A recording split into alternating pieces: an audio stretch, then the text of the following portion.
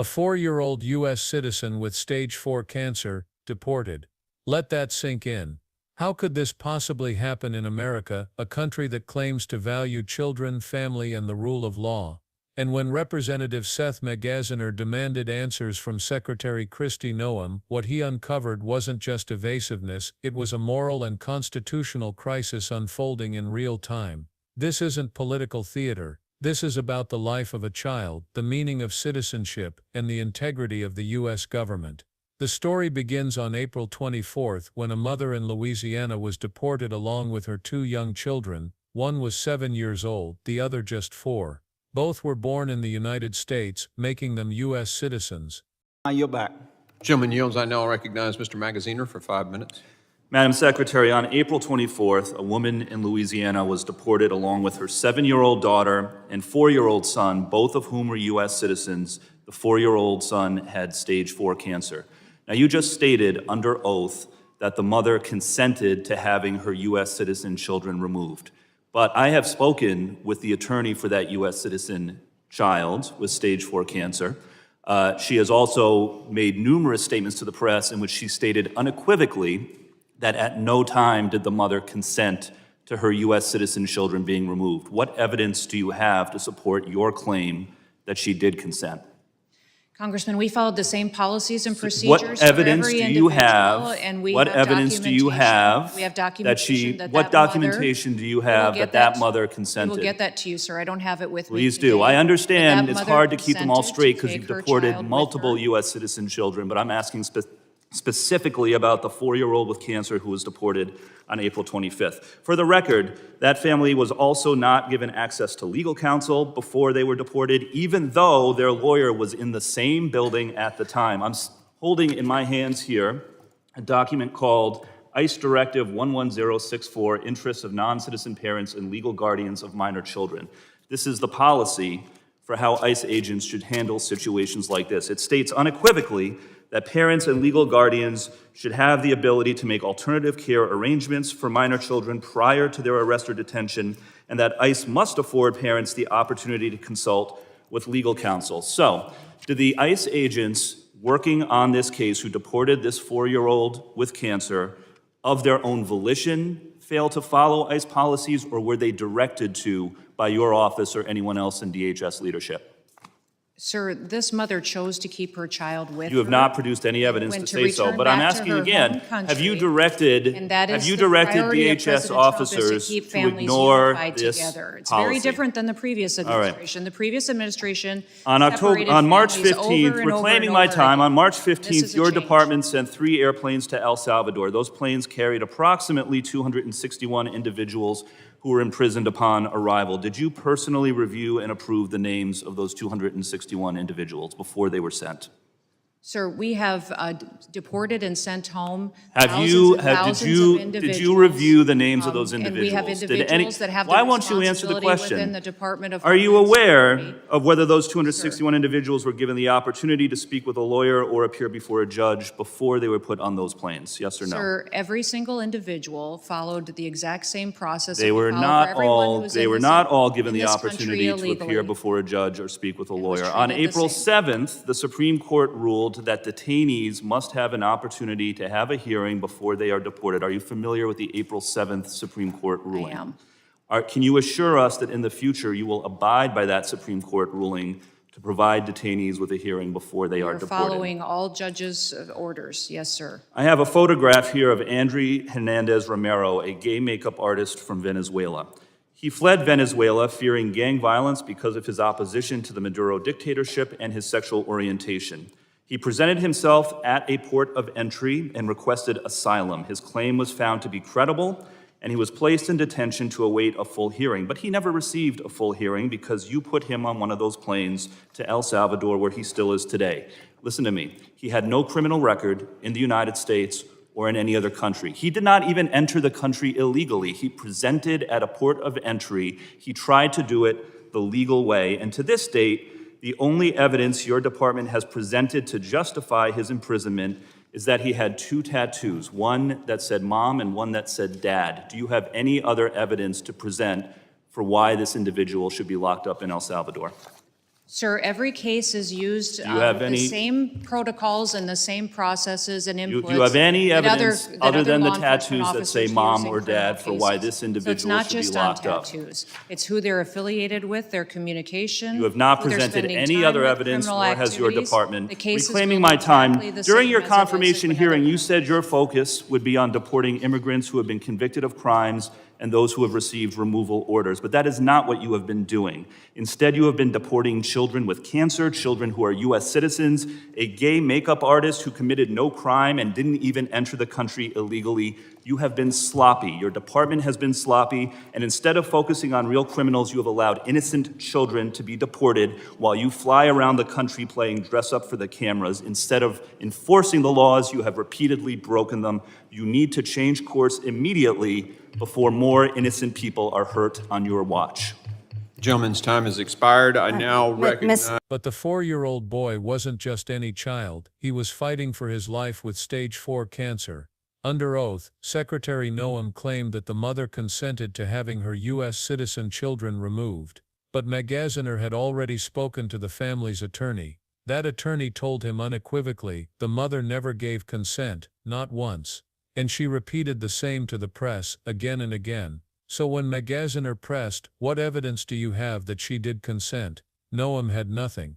Just vague assurances and a promise to get back to him later with documentation. Think about that for a moment. A sick child, a family ripped apart, a lawyer literally inside the building, denied access, and the only defense the Secretary of Homeland Security could muster was, "We'll get back to you." But this wasn't just about one family. ICE has a directive, Directive 11064, created to protect kids caught up in deportation cases. It's not a suggestion, it's policy. It states clearly that parents and guardians should be given time to make alternative care arrangements for their children, and that they must have the opportunity to consult with legal counsel. That safeguard exists for exactly this type of situation. Yet in this case, the safeguards weren't just ignored, they were bulldozed. No alternative arrangements, no access to counsel. A 4-year-old with cancer was put on a plane, his rights as a U.S. citizen trampled on. When pressed, Noem simply shifted the blame, claiming the mother chose to keep her children with her. But where was the proof? Where was the documentation? Again, nothing but empty words. And it wasn't just this family caught in the system. On March 15, Magaziner reminded Noem her department sent 3 full planes to El Salvador, carrying 261 people. According to testimony, many of them were imprisoned immediately upon arrival. He asked a simple direct question, "Did you personally review those names?" She dodged. He followed up, "Were those people allowed to speak to a lawyer before they were deported?" Again, no straight answer. But here's why this matters. Just weeks earlier, on April 7, the Supreme Court had ruled that detainees must be given a hearing before deportation. That ruling was supposed to be the law of the land. Yet DHS actions under Noem blatantly ignored it. No hearings, no due process, no accountability. And the most heartbreaking case wasn't even about children, it was about a man who tried to do everything by the book. His name was André Hernandez Romero, a gay makeup artist from Venezuela. He fled his country after facing threats from gangs, both for his opposition to Maduro's dictatorship and for his sexual orientation. He didn't sneak across the border, he didn't falsify documents, he presented himself at a U.S. port of entry, exactly as the law prescribes, and applied for asylum. His claim was found credible, but instead of being given a fair hearing, André was deported to El Salvador. Why? DHS's justification boiled down to 2 tattoos, one that said mom and one that said dad. That's it, no criminal record, no history of violence, just tattoos. And in the eyes of Noem's DHS, that was enough to ship him off to a country where his safety remains at risk to this day. So what does this all reveal about Kristi Noem's leadership? It shows a pattern. Deportations driven by political optics, not public safety. Cases rushed through without hearings, without legal access, without following established policy.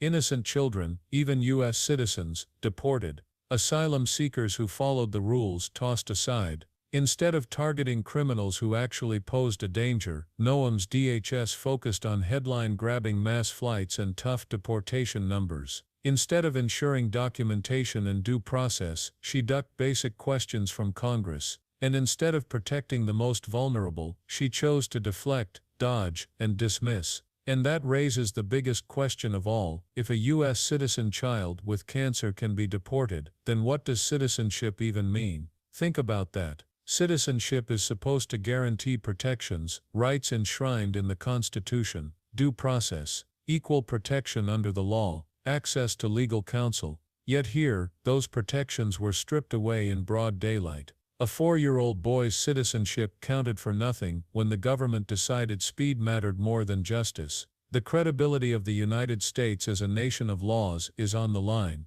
If this can happen to a sick child, what about others? What about families who don't have lawyers, who don't have congressmen fighting on their behalf? What message does it send to the world when America ignores its own Supreme Court and its own directives, all while claiming to champion democracy abroad? That's why Representative Magaziner's outrage wasn't performative. It wasn't about scoring political points, it was about principle. Magaziner laid it out clearly: leadership means responsibility, responsibility to uphold the Constitution, responsibility to follow the law, responsibility to protect the most vulnerable, not exploit them for political optics. And when leaders fail that responsibility, the erosion of rights becomes the new normal. This isn't just about one child, or one asylum seeker, or one hearing. It's about whether the government of the United States still respects the very laws it enforces. It's about whether citizens can trust that their rights mean something.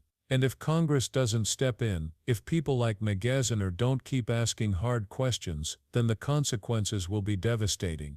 Because every time rights are ignored and accountability is dodged, it sets a precedent. It normalizes abuse of power. And it tells every American that their protections are conditional, fragile, and subject to the whims of whoever's in charge. So, what can we do? Here's the takeaway. Democracy doesn't defend itself, it demands active accountability. That means staying engaged. That means sharing these stories so they aren't buried under bureaucracy and press releases. That means demanding answers from leaders who think they can hide behind excuses and paperwork. If you believe that no child, especially a sick child, should ever be treated as disposable, then this is your moment to speak up. Because silence is complicity, and a democracy that doesn't protect its most vulnerable isn't a democracy at all. Stay informed, stay engaged, and most importantly, never stop demanding accountability. And if you found this story as shocking as we did, don't just close this video and move on. Hit that like button, subscribe for more, and share this story with your community. Because the more people who know the truth, the harder it becomes for those in power to bury it. Because at the end of the day, this isn't just about politics, it's about who we are as a country, and whether we're willing to stand up when it matters most.